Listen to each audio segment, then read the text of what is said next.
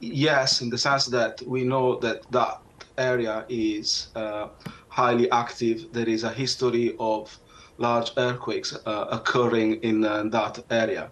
Of course, we don't know exactly when and where um, an earthquake of that magnitude will happen, but we know in a probabilistic sense what's the risk that that area is subjected to. What was unexpected and is unusual is that there have been two major events, one after the other. And because clearly the first event has created an imbalance in the tectonic uh, faults in that area. So we got a 7.8 magnitude event followed by a 7.5 event. So the first earthquake caused damage and may have weakened several buildings, and the second earthquake contributed to the collapse of those buildings. Yeah. It has also historically, Turkey had problems with adopting proper building regulations. Give us a sense of what sort of consideration is given, because it's experienced several earthquakes, in terms of what building regulation should look like. I think we have the knowledge and we have the technology to make our structure safe. So it's not a matter of not knowing what to do or how to implement those technologies. It's just very difficult to implement those regulations and invest money. And that's the only problem. And what can happen after an event like that is that there is a serious investment, not just in Turkey, in Syria, but all around the world, on our building stock. And it's much easier to invest now and reduce the damage rather than counting debts after the event and rebuilding our communities. Yeah. Give us a sense of how difficult it is to plan and engineer a building that can withstand two serious shocks, earthquakes like this.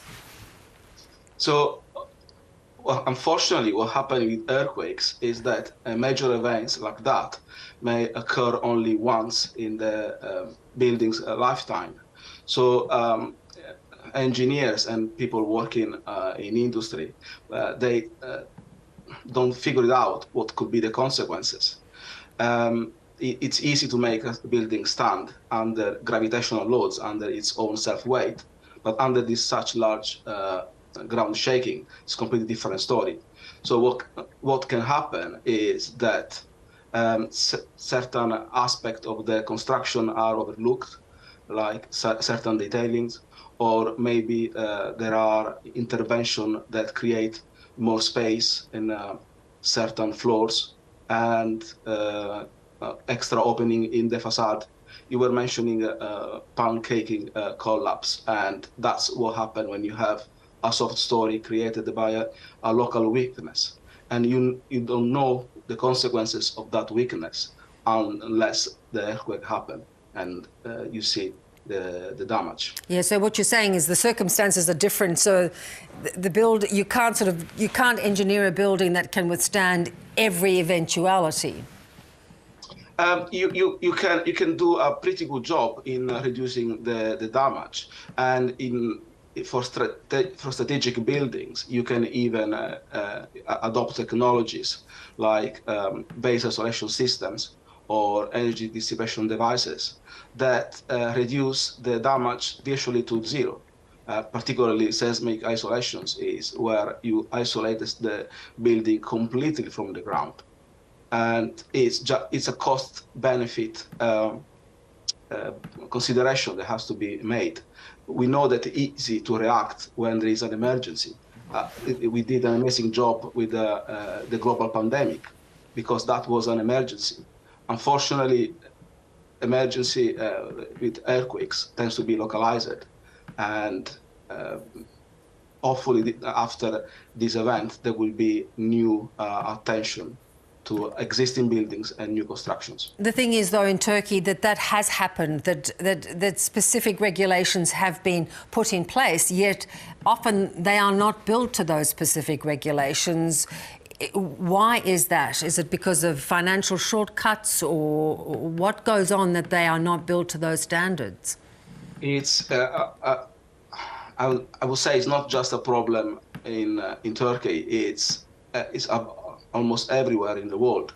And if you probably tend to see that the design of a structure with extra reinforcement as an excessive measure, and then you try a shortcut. I mean, as a professional engineer, I've been in that situation where on site, people will try and say, okay, do we really need that amount of steel reinforcement? And the answer was yes, of course, because otherwise the structure might be vulnerable.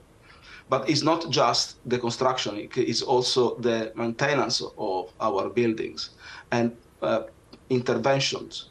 And there are events that happen like 200, 300 years ago, and the regulations are put in place. And then people start to forget about the risk, and maybe they build extra story on top of existing structures just because they don't feel the risk as something real, something that can actually happen to their own house. Yeah, and now we know the death toll has surpassed 11,000 people. In your mind, would you believe that that death toll would be so high if there had been greater consideration to the buildings?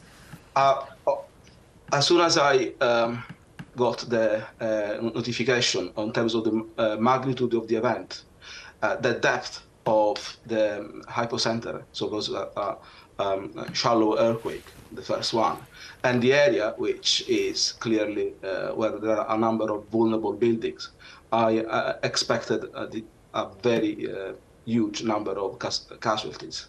Unfortunately, I'm not surprised. Yeah, it is a tragedy, and yes, who knows? Let's hope there will be more thought given going forward. Alessandero, thank you very much for your time. Thank you.